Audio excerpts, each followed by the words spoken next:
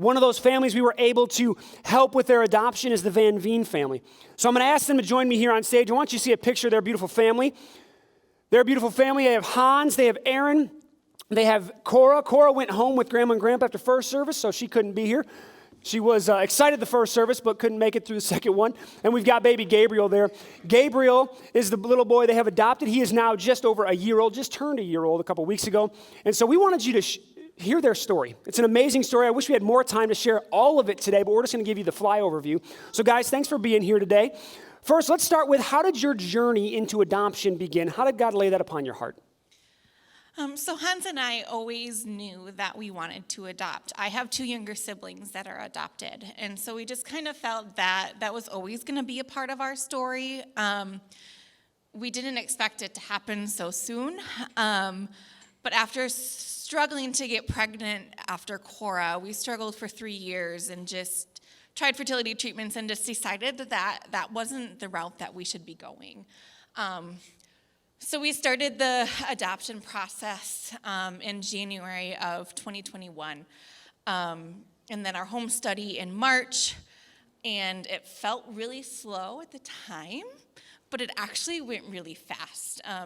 We went live in July, so our home study was complete, and birth moms could pick us at that point. And by the grace of God, at the end of September, we got the phone call that we were picked by a birth mom. So we were expecting to wait a year or 2, which is the norm to be waiting for an infant. But we got the phone call that a birth mom had picked us the end of September. That's fantastic. And you guys have a really incredible story of how God demonstrated kind of his fingerprints in the story, specifically with Gabriel's name. Tell us a little bit about that. Yeah, so we knew baby was due about March, and so about a month or so after we were matched with Denijah, Gabriel's birth mom, who welcomes us to share every part of this story. We had a FaceTime call with her because she lives in Florida, and she kind of asked us if we had any names picked out. We didn't know baby was a boy at this point, and before we could even say anything, she said one of her aunts came up to her and said, it'd be kind of cool to have a Gabriel. And Hans and I just kind of stared at each other like, that's the name we had picked. Like, that was always our boy name. We didn't have a good girl name picked, but then when we found out baby was a boy, there's Gabriel. Amazing, amazing. That's God's kindness, God's goodness to them through this process. And I hope that encourages you this morning, because God is near to us when it seems like we're going through something that can be a little difficult. You guys get paired with this birth mom. Talk to me a little bit about what it's been like having Gabriel home with you now, and then what that relationship's been like with the birth mom and how you've been able to minister to her. Yeah, so in the other aspect of connection that we had with Denijah before Gabriel was born is Hans grew up in the Dominican Republic as his families were missionaries there, and Denijah told us that her dad is Dominican. So that was just kind of a cool connection that we had with her.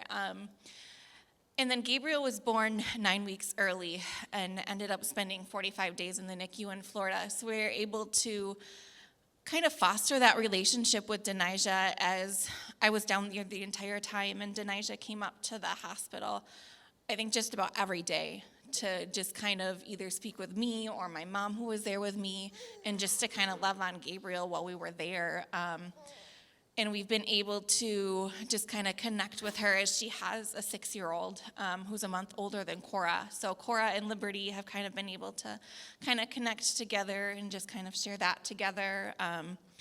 And then since we've been home, I text with Denijah every couple of days. We take pictures, we FaceTime.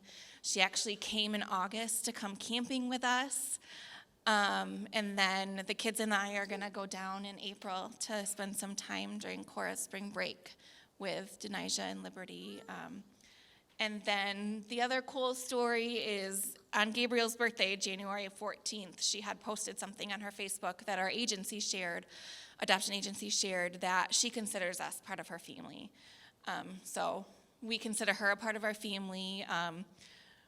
We all love Gabriel and are excited to see him grow and to foster that relationship with her more. Amen.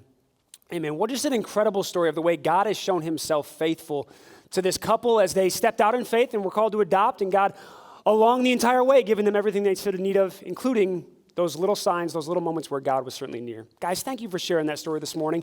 Thank you for, yes.